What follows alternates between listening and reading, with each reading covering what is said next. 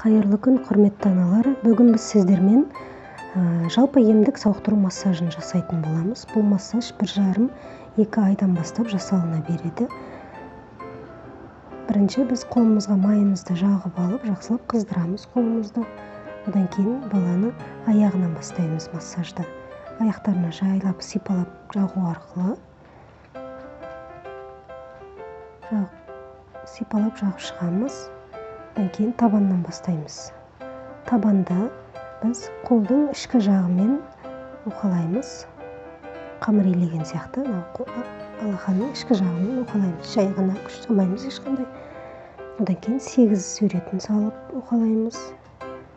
7-нің суретін саламыз. Табанның сыртқы жағына және де ямка жаққа 7-нің суретін саламыз. Одан кейін табанның сыртқы жағын өкшеден жоғары қарай көтерген кезде бала саусағын ашады. Екі саусақтың ортасын басқан кезде бала саусағын қайтадан жұмады. Осы жаттығуды 3-4 рет қайталаймыз. Және саусақтың арасына өзіміздің кішкене саусағымызды жеке-жеке тығып шығамыз. Қайтадан 8-дік жасаймыз, 7-лік жасаймыз. Қолымыздың алақанның ішкі жағымен уқалаймыз. Одан кейін табанның аяқтың сыртын уқалаймыз. Жеке-жеке саусақтарға уқалап шығамыз.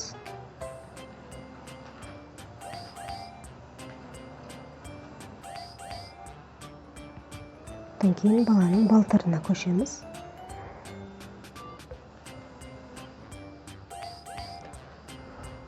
Өкшенің маңын жақсылап уқалау керек, себебі қатып қалады ол жақ көбінесе. Сондықтан бас бармақпен немесе саусағыңызбен өзіңізге қалай ыңғайлы солай уқалап шығасыз.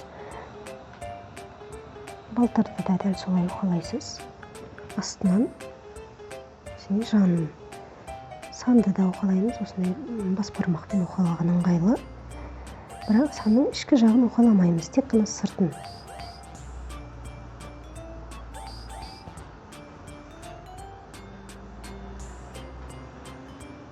Аяқты жақсылап уқалайды, себебі көбінесе аяқтар қатып қалады 2-3 айлық балдарда.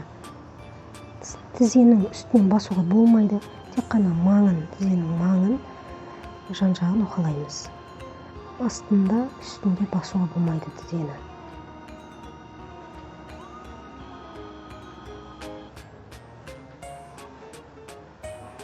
Бес минуттай осылай қыздырып шығасыз уқалап. Бұның бәрі бізде уқалау, сипалау, қыздыру ғана болып табылады.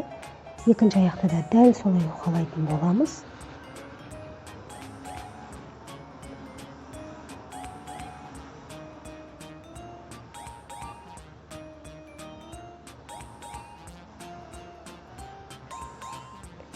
Бірінші сипалап майымызды жақып шығамыз. Одан кейін табанды уқалаймыз.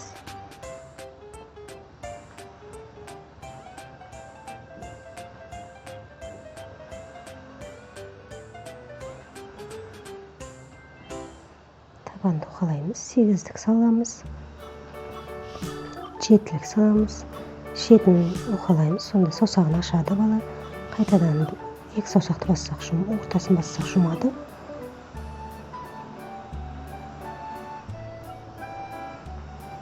Саусақтардың арасына өзіміздің кішкене саусағымызды тауып шығамыз.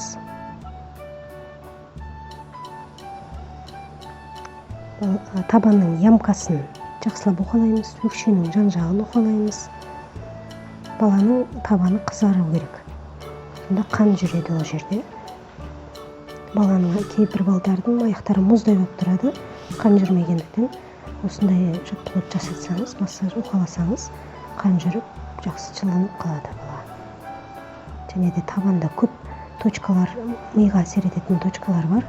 Осы массаждарды жасасаңыз, балаңыз жақсы дамитын болады. Сандарын уқалаймыз. Ішкі жағын уқаламаймыз, қайталап айтам, тек сыртын ғана. Бұл уқалау сипалауды 1,5-2-3 айға дейін балдарға қатты күш салмаймыз. Жай ғана сипалап уқалап шығамыз. Ал 3 айдан бастап кішкене күш қоса берсеңіз болады. Өзіңіздің балаңыздың жағдайына қарай. Ұнатпаса уқаламаймыз. Енді жаттығуға көшеміз. Баланың балтырынан ұстап тізесін ішке қарай бөгеміз. Осыны жаттығуды оңға қарай, солға қарай кішкене бұру арқылы қайталаймыз. 3-4 реттен жасаймыз. Одан кейін баланың аяғын жоғары қарай көтеріп, тік ұстап, тізетін ұстап көтереміз. Тағы да жанға қарай оңға, солға істейміз. 3-4 рет қайталаймыз. Қайшылаймыз. Одан кейін баланың бір аяғын ұстап отырып, екінші аяғын балтырынан ұстап жүргіземіз. 3-4 рет қайталаймыз. Аяқты ауыстырып, бір қолмен тізесінен басып ұстап тұрамыз, екінші қолмен балтырмен ұстап жүргіземіз. Одан кейін екі аяқты бірден жүргіземіз. Бала бермей жатса, аяқтарын тырыстырып, сілкіп-сілкіп жібересіздер. Осы жүргізуді енді жан жаққа қарай жүргіземіз. Бір аяқты ұстап тұрамыз, екінші аяқты жан жаққа қарай жүргіземіз. Қатты күш салуға болмайды. Бала қаншалықты береді, соншалықты істейміз. Бұл жерде аяқтың тізесінен ұстап, жанға қарай бұрамыз. Егер бала аяғын тырыстырып ұстап атса, кішкене мынандай вибрация беру арқылы босатуға болады. Оң аяқ, одан кейін сол аяқ. Енді бұл тігінен баланың аяғын түзу ұстап отырып, тігінен жүргіземіз.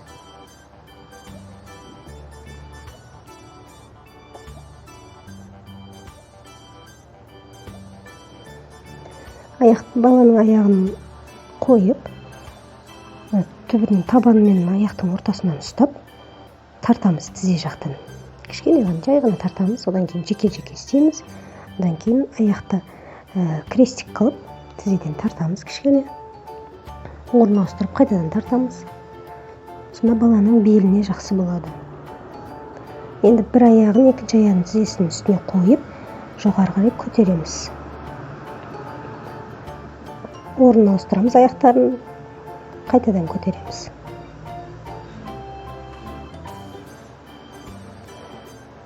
Енді осыны біз тізені жайлап басу арқылы жасаймыз. Яғни бір аяқты екінші аяқтың тізесіне қойып, екінші аяқтың тізесін жайлап уқалау арқылы жерге қарай тигіземіз. Бірден баспаймыз, жай ғана уқалап сүреміз. Баланың аяғын крестик қыламыз да, жоғары қарай көтеріп, белінің астына қолымызды тығамыз да сәл көтереміз. Бір қолмен аяқты ұстаймыз, екінші қолмен белден сәл ғана көтереміз. Арасында сипалап тұрыңыз, уқалап, бала жаурап қалмасын. Енді ішке қарай өтетін боламыз. Қолымызға жақсылап майды қыздырып аламыз, бірден жағуға болмайды, себебі майыңыз мұздай болуы мүмкін. Балағаны бірден мұздай тиген кезде ұнатпай жылап кетеді. Сондықтан жақсылап жылытып аламыз. Көкіректі уқалаймыз, одан қолтықтың астына жүргіземіз қолды. Қайтадан көкірекке апарып, қайтадан қолтықтың астына түсіреміз. Одан кейін ішті сағат тілімен уқалаймыз. Екі қолмен кезектесіп уқалаймыз. Кіндіктің маңына көбіне ауа жиналып қалады. Бала іште кіндікпен тамақтанғандықтан ол тесіктер әлі бітелмеген болуы мүмкін, сондықтан ол жаққа суық кіреді. Желденген кезде осы массаждар жақсы көмектеседі. Кіндіктің маңын уқалаймыз, қайшылаймыз, кішкене басамыз, қатты күш салмаймыз. Бәрін сағат тілімен уқалаймыз. Одан кейін екі қолмен осылай ішке қарай тартамыз. Енді қолдың сырт жағымен уқалаймыз. Сосын соңында қайшылаймыз. Шымшылау арқылы бір қаттырақ шымшымаймыз, жай ғана. Тоже нервтерін ояту үшін шымшылап қоямыз. Одан кейін біз баланың қолына өтеміз. Қолды ұзақ уқаламаймыз. Тек қана бұлшық жақтарын күш салмай сипалап шығамыз.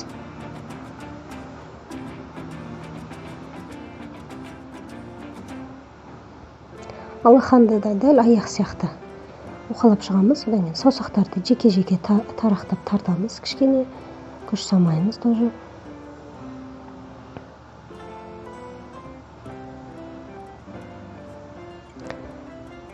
Одан кейін сырт жағынан уқалаймыз. Дәл солай саусақтарды жеке-жеке ашамыз. Бір айдан 3 айға дейінгі балдар ашпайды қолдарын. Сондықтан оны ашып уқалап тұру керек. Себебі баланың сіңірлері қатып қалуы мүмкін, ашып тұрмасаңыздар. Және де дұрыс саусақтары қисық бітуі мүмкін. Сондықтан ашып саусақтарын жеке-жеке уқалап тұрған дұрыс. Дәл солай екінші қолға да істейміз. Бұлшық етті жақтарын жайлап сипалап уқалаймыз.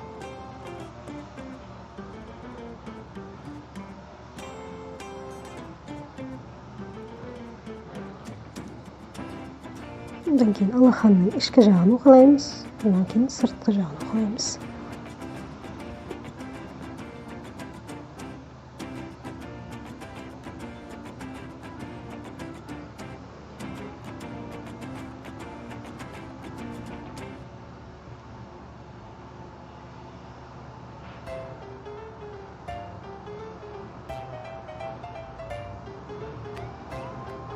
Сағат тілімен оңға, солға бұраймыз баланың білегінен. Одан кейін обнимашки дейді, құшақтау жасатамыз. Баланың қолынан ұстамаймыз, білегінен ұстаймыз. Шығарып жіберуіңіз мүмкін, алақаннан ұстап. Ол үшін тек білегінен ұстаймыз, қандай жаттығу жасасаңыз да. Одан кейін баланың саусағыңызды берсеңіз, қысып алу керек.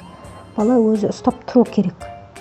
Оны 1,5-2 айдан бастап жасауға болады. Сіз тартпайсыз, бала өзі қаншалықты көтеріле алады, соншалықты жасайсыз. Басында 1-2 сантиметр ғана көтерілуі мүмкін. Кейін осы 6 айдан бастап соңына дейін көтеріледі. Өзі тартылу керек.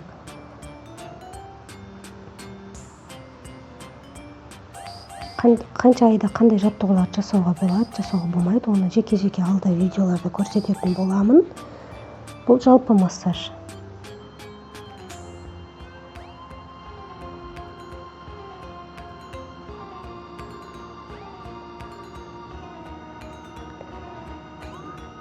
Баланың бетінде, құлағында, мұрнында уқалап тұру керек. Құлақтары жиырылып қалуы мүмкін, уқалап тұрмасаңыз. Сондықтан май жағып, кішкене уқалап жібересіз. Және де мына иектің астын уқалаймыз. Және бетті, ауыз жақтың бұлшық еттерін уқалаймыз. Сол кезде тісі шыққанда бала қиналмайтын болады. Ешқандай күш салмаймыз, жай ғана сипалап, кішкене уқалаймыз. Бала тісі жарайын деп жүрген бала жақтырмайды ондайды. Себебі ауырып тұрады ғой. Мына жаттығуды біз аунатуға дайындаған кезде уқалаймыз. Баланың бір аяғын тарту арқылы аунатқан сияқты боласыз, бірақ аунатпайсыз. Өзі аунауы керек. Енді ішімен жатқызамыз баланы. Жамбасқа және аяққа жасаймыз массажды. Жамбасты жақсылап уқалаймыз. Себебі бала көбінесе жамбаспен жатқандықтан қатып қалады, ауыратын болады. Сондықтан жақсылап уқалаймыз. Мына жерде қатты шалпылдатып ұрудың қажеті жоқ. Жай ғана сипалап, күш салмаймыз.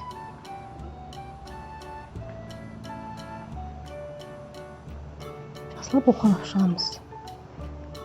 Бас бармақпен, одан кейін 4 саусақты жиырып уқалаймыз. Сыртымен саусақтың. Немесе алақанның ішкі жағымен уқаласаңыз болады. Өзіңізге қай тактика ыңғайлы, солай уқалай бересіз. Бұл жерде қатып қалған қағида жоқ. Өзіңізге қалай ыңғайлы, солай уқалайсыз. Табандарын тағы да бір рет уқалап шығамыз, себебі жаурап қалуы мүмкін бала. Табанды және тізеге дейінгі аңды оңға солға уқалап шығамыз.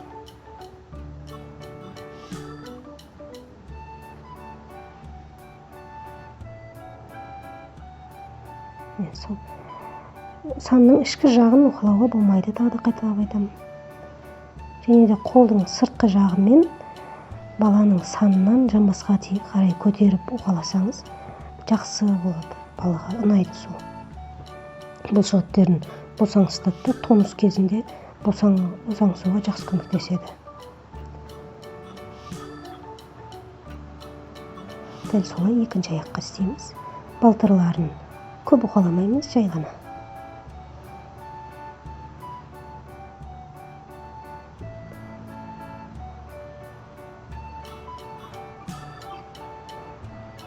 Қолымызды қысып, саусаққа дейін шығарсаңыз, баланың саусақтарынан қан жүріп қызарады. Бір-екі рет қана істейміз оны. Табанды жеке-жеке массаж жасау, қалай массаж жасау керектігін алдағы видеоларда бөлісетін боламын, жақыннан түсіріп. Бұл бізде жалпы массаж. Осыны қосып қойып жасасаңыз болады күнде. Егер түсінбедім, дұрыс көрінбейді десеңіз, алдағы видеоларда жақсылап түсіріп бөлісетін боламын. Мына жерде аяқты белден, бір қолмен белінен ұстаймыз, баланың жылжып кетуі мүмкін. Еңбектеуге дайындық деп аталады бұл массаж. Белден ұстап тұру керек баланы, себебі бала жылжып кетіп, аунап кетіп емес, байқамай қалуыңыз мүмкін. Бұл жерде баланың өкшесін жамбасына тигіземіз кезек-кезек. Екінші аяқты да солай істейміз, одан кейін бірге жасаймыз. Жамбасына тигіземіз және сәл жанға қарай бұрамыз, қатты бұрмаймыз, сәл ғана. Енді жүргіземіз біз табанмен. Топ-топ-топ деп жүргіземіз де тізеден сәл ғана тартамыз. Енді баланың өкшесін екінші аяғының тізесіне қойып, екінші аяқтың тізесінен көтереміз сәл ғана. Бұл омыртқаға, белге жақсы. Қатты көтермейміз, сәл ғана. 1-2 сантиметр ғана көтереміз.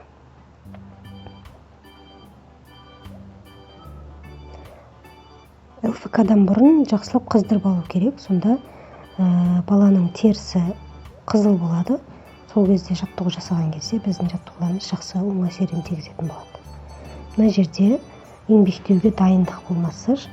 Яғни бақа сияқты баланың екі аяғын жүргіземіз алды қарай, одан кейін ішке қарай кіргізіп отырғызамыз, белін тартамыз.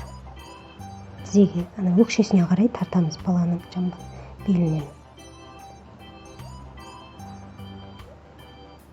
Осылай тұратын болады кейін бала сол жаттығулардан кейін. Бірінші күндері тұрмайды, кейін 8-ші, 9-ші күндері уже массажның әсерін көретін боласыз.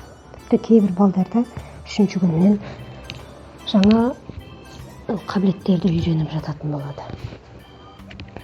Массажда полда істегеніңіз дұрыс. Яғни астына көрпеше төсеп, жаялық төсеп, полда істеген дұрыс. Қорықпай істей бересіз, себебі столда істесеңіз құлап кетеді, бала аунап кетеді деп уайымдамайсыз. Енді біз арқаға көшеміз. Арқаны күш салмаймыз, мүлдем жай ғана сипалап шығамыз. Жауырынды қалай ашу керек екенін көрсететін боламын. Және де алда видеоларда толығырақ түсіремін. Жауырынды қатты уқалауға болмайды мүлдем. Көп ата-аналар осы жауырынға күш салып, баланы шыңғыртып, жылатып ашады. Ондайдың қажеті жоқ. Ол бір күнде ашылмайды. Жай ғана сипалап, өстіп күш салмаймыз, сонда бала да жыламайды.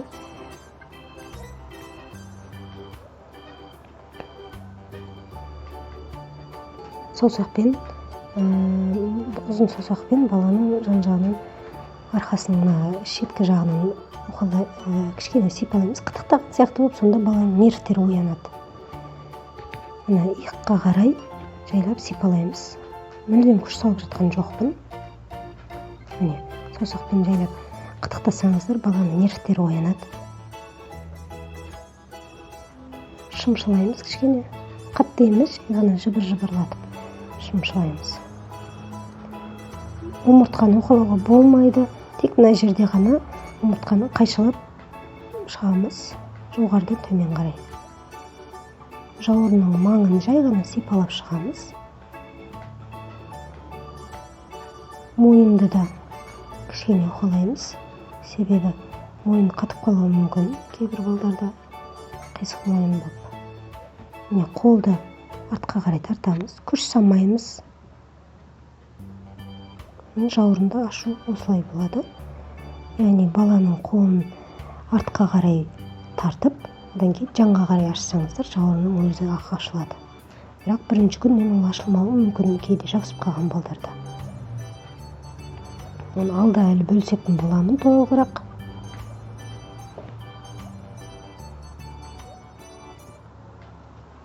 Міне осымен біздің массажымыз бітті.